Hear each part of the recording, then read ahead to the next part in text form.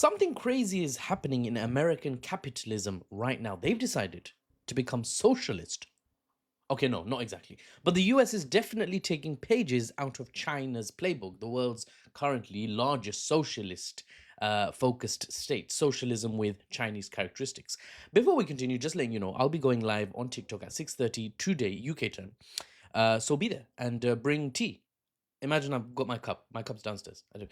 Anyway, the US is definitely taking pages out of China's playbook, the Chinese manual.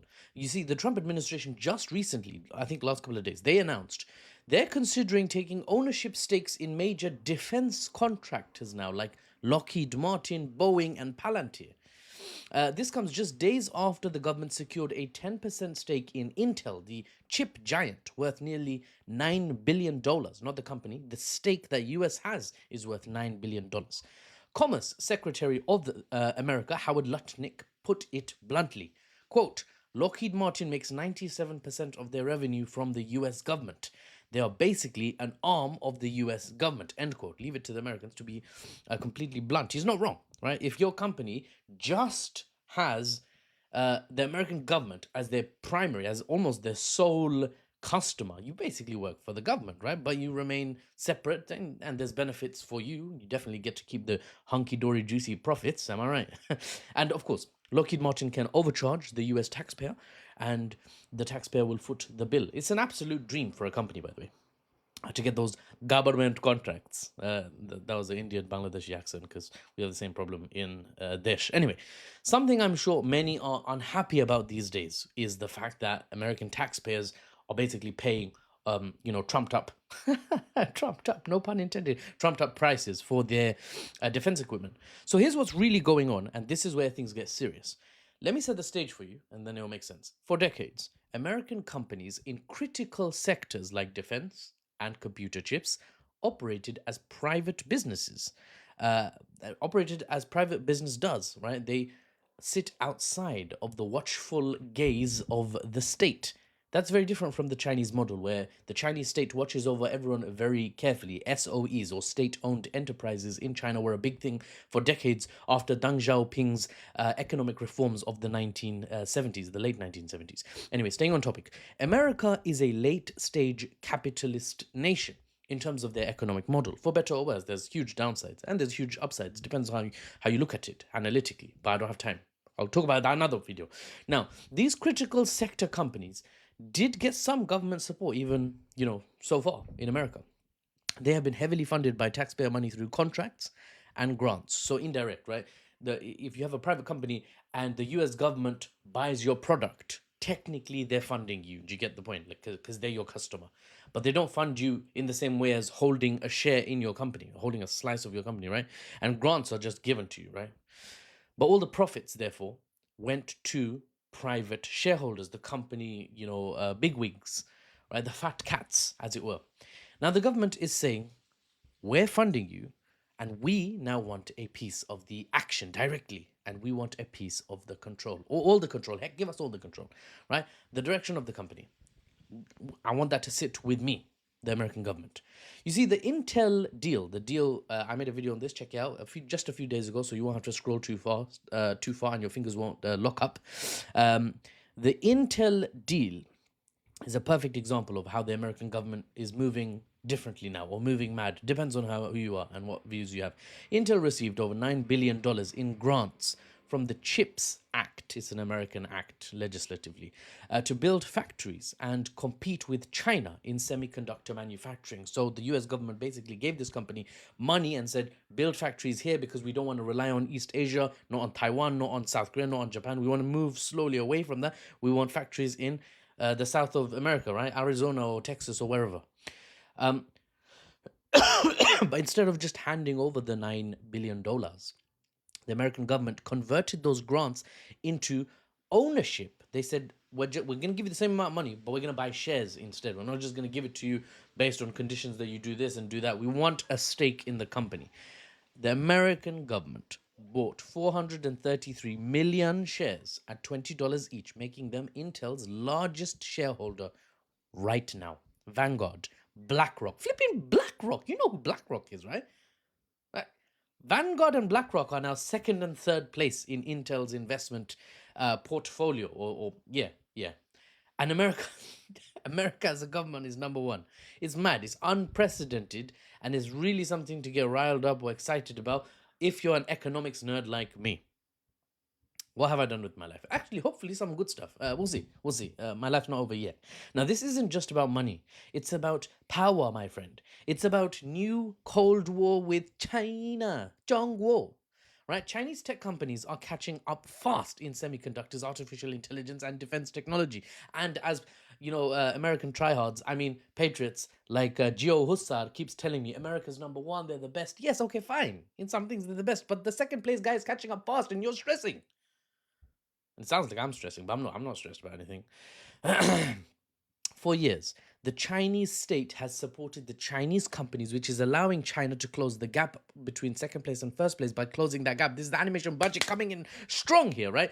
Now, America is copying China to try and stay ahead. Like, oh, no, I can do it too.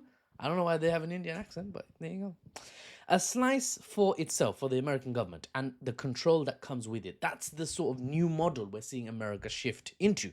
By taking ownership stakes, yes, by taking ownership stakes, America can directly control supply chains, protect tech secrets from being transferred for a good business deal, and ensure the company prioritizes, generally speaking, national security over profits. Very interesting. But if you're a business owner who just wants to make the fat cash, you might be like, national interest, mate. I'm not particularly fast, to be honest. But now you have to be fast, right? Because the American government watches over you. Big Daddy, Big Brother. Big Daddy, Big Brother. I laugh at my own jokes. I'm sorry, I can't help it. It's funny. I found it funny. Anyway, many say that if the government steps in America, that's the end of businesses, right? That's the end of profitability, because they are not incentivized to innovate, to work hard, because they'll just relax and say the U.S. government has our back, innit? Big Daddy's got our back, so we're okay. We don't need to, we're not gonna starve to death if we don't innovate. That was the case before. Businesses would just go bust, so they're under extreme pressure to push the envelope or envelope if you're, American. Now, not so much. If the government's got our back, we've got our back, right? We're too critical to be allowed to fail. We're a national security priority. Wow, I don't mind if I do. Right? There is merit to that assessment that it will stifle business innovation and business success, but it's not cut and dry. It's not black and white. There's some advantages, there's some disadvantages, and no one can know for sure because America is not East Asia. The climate here is different. The economics, the attitude, the social fabric of the country is very different. So different places in the world will react differently, even to the same measures. Like if China's model was used here or in America, because here is the UK, I live in the... Anyway, it's not guaranteed how this is going to affect things. But America under Trump has cut other deals too. So it makes it clear that we are moving in this direction. What are the deals? For example, US Steel. America stepped in just a few weeks ago, I believe. Trump's administration bought a golden share in US Steel, which prevents all kinds of things. No name changes to US Steel. You can't call it suddenly Japan Steel, right? No outsourcing jobs, no offshoring of industry. The factories themselves, they can't be moved to another country. No headquarters relocation. And a seat on the board of governors at US Steel, a seat is reserved with a nice plush cushion, I imagine, for a US government designated official with veto power. We know how America uses vetoes, by the way. I don't want to get into it anyway, because this is the economic post, but vetoes, they can be problematic. Now, that's huge, what I just described there. That means the business US Steel answers to Big Daddy USA, the state. That sounds more Chinese than what a lot of Chinese companies are doing, bro. Critics are calling that socialism, bruv, with American characteristics. But supporters argue it's strategic what America is doing. It's not socialism. Now, I argue it could be both. You can be strategic and socialist at the same time. You know that, right? I'm not pro-socialist. I'm just because I'm an analyst. I'm just giving you the deets without the my opinion. Without taking sides. My analysis is an opinion, of course. Let me just restart this timer. So yeah, socialist or strategic, whatever it is, America is making moves, is making changes to how its economy works. Now, when your biggest competitor, China, when your biggest competitor's government already owns major stakes in their tech giants, has been working with their giant companies for over decades, working with them over decades, maybe it's time to play by the same rules. But will you starting the game late mean that it takes you too long to figure out how it works? The question is, will this make America more competitive, this government intervention? Or will government ownership slow down innovation, doing the exact opposite of what they're trying to do, which is keep the American lead in critical sectors? Right? Will it work the way America thinks, or will it backfire and allow China to catch up even quicker? It's a gambit, right? American intervention, American state intervention is a gambit, is a gamble. What we're watching is American late stage capitalism adapting to compete with state controlled Chinese capitalism socialism hybrid. That hybrid that's worked shockingly well in East Asia, America's trying to take bits of it, is trying to adapt its own economy to try and keep its lead. Whether or not it will work is up for debate. Once again, don't forget, I've got a live at 6:30 today. I'm thinking of doing more of these with engaging hearty discussions with other analysts, maybe go over some comments that other people have made on my videos, because some of these comments, you guys are amazing. Keep commenting, please. It also helps in the algorithm, so please, yeah. Maybe I'll take some questions, maybe bring on some guests from my Patreon supporters. There's only like a few Patreon supporters you could support. I'm just saying. And maybe we'll have some discussions live 6:30 Wednesday UK time. Maybe we'll make it a regular thing every Wednesday. Be there or be a square. Bring a drink, a cup of tea, a bottle of orange juice, a coffee. Or be at next week's if you can't manage this week. Hopefully I can do the same thing next week. Otherwise, for the unbiased news and analysis without the Western spin, never fear, NewsBaba is here. I'm Mahfouz, and I'll see you on the next one.